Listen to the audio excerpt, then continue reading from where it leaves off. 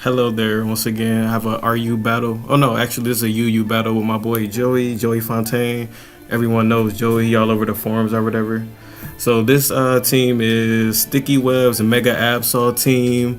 It was an Infernape instead of Crobat, but I had to change it to Crobat because I was having problems with like Earthquake Mons for like Garbodor, and then Mons, flying Mons like Talonflame, Aerodactyl, Crobat, anything that's that can outspeed Infernape I was having problems with.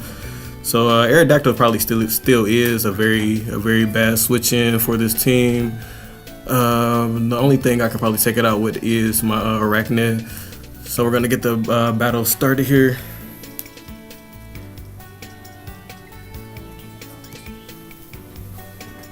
He's gonna start out, Joey's gonna start out with Mega Beedrill. I'm gonna be starting out with my Rotom. At this point, I'm gonna wanna bring in my Incineroar, or not my Incineroar, my Garbodor, because it has Rocky Helmet. Of course, it has Aftermath, so we did wanna go for 2 Drill runs here. He can takes the Aftermath damage, and on top of that, the Rocky Helmet damage. So he's gonna go ahead and Mega Evolve. I do believe he just U-turns here, so he's gonna take Rocky Helmet damage no matter, depending on what he brings in. I can either get up my hazards, my spikes, T-spikes and stuff like that, or I can go ahead and switch into another Mon, another Pivot Mon. My Pivot Mons on this team are pretty much Rotom. I wanna say Crobat can be a good pivot. Also, that's pretty much my only Pivot Mons as far as like U-turn. I don't have U-turn on my Zoroak. Zoroak is another, my Zoroak is Spec Zoroak, so when he comes out, he can just shatter his whole entire team pretty much with the Dark Pulse. He doesn't have too many resistances. I'm gonna go ahead and bring out my Rotom though. On his, I think he had Swampert out, and I figured he'd just get up Stealth Rocks there, so I can go ahead and just get up my Defog. And once I get up my Defog, I can just get rid of Stealth Rocks. And that's what I'll be doing this turn. Following turn, or the last following turn, I got up a Will-O-Wisp on this Muck there, so I pretty much cripple it.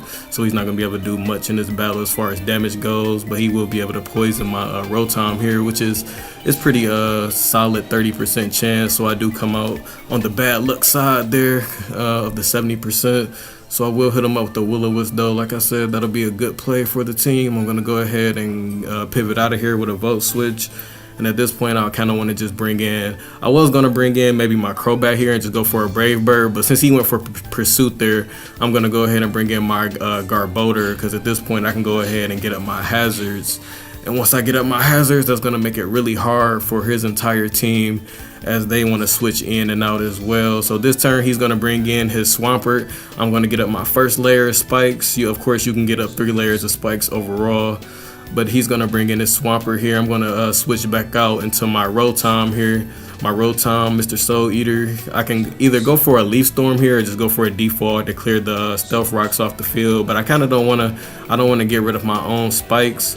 So I believe I went for a Volt Switch here, predicting him to switch out. Or I might have just went for the Leaf Storm.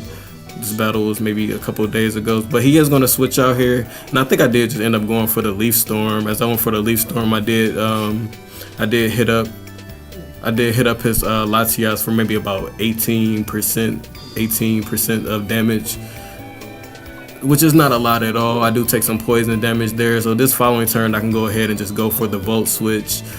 I went for the Volt Switch there, but he does end up going for the Draco Meteor, and my Rotom is max health, max Spadef, so he will be able to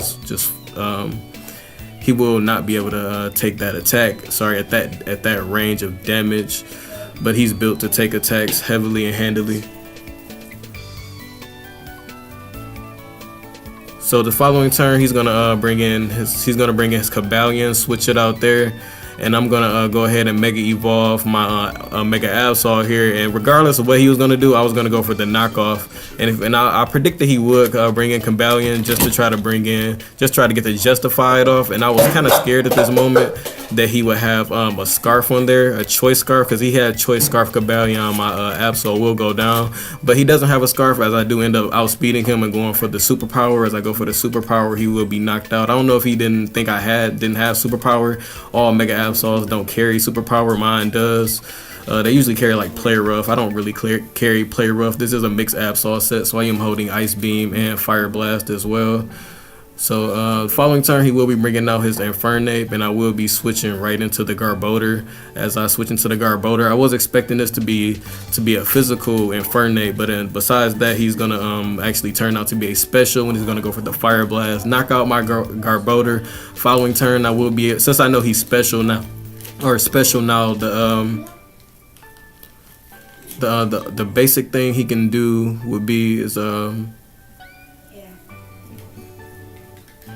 go for the Sticky Web at this point, because I wanted to get the Sticky Webs up before his Mega Beedrill came out, because his Mega Beedrill is a very big problem to my team since I have 2 dark types and I really don't have any physical mons, and I lost my Garbodor. So I went for the rest this turn because I figured he would go for the Poison Jab. I wanted to keep enough health and keep enough health points to where I can just go for the Liquidation the following turn. So I went for the rest. I woke up with the Chesto Berry. He's going to go for another Poison Jab here, and I'm going to go for the Liquidation. I'm going to easily be able to knock out the Beedrill there. As I knock out the Beedrill, following turn, he will be able to go into the Latias, who at this point I was thinking might be Scarfed, but it turns out later that I don't believe he does end up being Scarfed. So he's going to go ahead and knock out my Arachnid there with the Draco Meteor. After he knocks my Arachnid out, I'm gonna come back in with Absol. At this point, I'm not sure.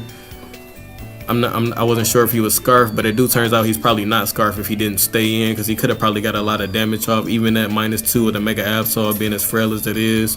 So I'm gonna go ahead this turn, following turn, and go for the knockoff. As I go for the knockoff, I'm gonna knock off his Assault Vest. As I knock off his Assault Vest, I wanted to gamble again and go for another knockoff, because I wanted to I thought I probably could knock him out from that range. He ends up anyway going for the Shadow Sneak, which of course, me being a dark type, he's not gonna be able to knock out my Mega Absol. So I end up just going for the superpower just to be safe that turn, just in case he wanted to go for like a Poison Jab or something like that. I'll be able to knock him out regardless.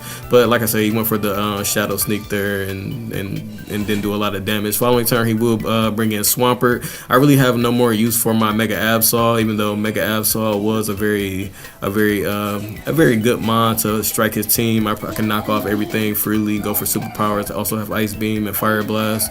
So I'm gonna go ahead and just knock off his leftovers while I have the chance here. Following turn, I do expect him to maybe go for an Earthquake. So I am gonna just bring in my I believe that was Zoroak actually, but I'm not sure. It might have been the real Crobat. I'm sure it was Zoroak though, because I wanted to come in and just get I didn't want to get burned by a Skull, and me being special, I wanted to actually get my Specs Dark Pulse off on this Swampert, even if I did end up being burned. So I do end up bringing my Mega Absol back in, and after I bring in my Mega Absol, he will go for the Roar. Me having Magic Bounce, it's gonna go right back to him where I roar him out, and he's gonna bring back in it's gonna roar in his Infernape. And this turn here, my Mega Absol will go down to the burn, so it definitely changed. It definitely got me into my Crobat a bit faster, and on the perfect timing, just because he died as soon as Infernape came back in. So basically this turn I will be going for my Brave Bird here. As I go for the Brave Bird, I will be able to knock out this Infernape very easily. My Crobat is Choice Banded, so he's going to be doing a lot of damage to whatever is on his team. This turn he kind of surprised me here. It turns out his Latias was Scarf, and he just didn't go for that Draco earlier on on my Mega Absol. Even at -2, my Mega Absol is kind of frail. So this turn he does reveal to have the Healing Wish. As he has the Healing Wish, he's gonna having the Healing Wish, so he's gonna actually heal his Swampert here. His Swampert is his last mon, so I'm gonna be able to just go for another Choice Banded Brave Bird, and I'm gonna be able to do a whole bunch of damage on this Swampert. So following turn, he will be able to go for the Skull, knock me out. I believe my last mon is Zoroak, so I can bring out my Zoroak right now. S rank my Zoroak, and I'm gonna go ahead and get this Dark Pulse off, Choice Specs Dark Pulse, and I will be able to knock out his last mon. So yeah, good game to Joey Fontaine, my boy Joey Fontaine. We were in the draft league before. We end up scratching that because we didn't have enough members, but we do want to run that back up or whatever. So yeah, quick good 1-0 victory, very close game. He actually had me there. If he maybe had stayed in earlier on Mega Absol, and if he didn't allow me to really get up webs, then definitely Mega Beedrill would have destroyed my entire team. Actually, only switch in I had really is guard Boulder, and it's not really a switch in. It's more of a like come in, take some Rocky Helmet damage, and then take the aftermath damage. Only mine I had to knock it out really is Crobat. Crobat does come in handy against some of those faster mons, even though it's not faster than Mega Beedrill. Mega Beedrill can't really knock out a Crobat in one hit or even two. So yeah, so shouts out to the video, and see you guys next time. 2 videos on the end screen, and see y'all later.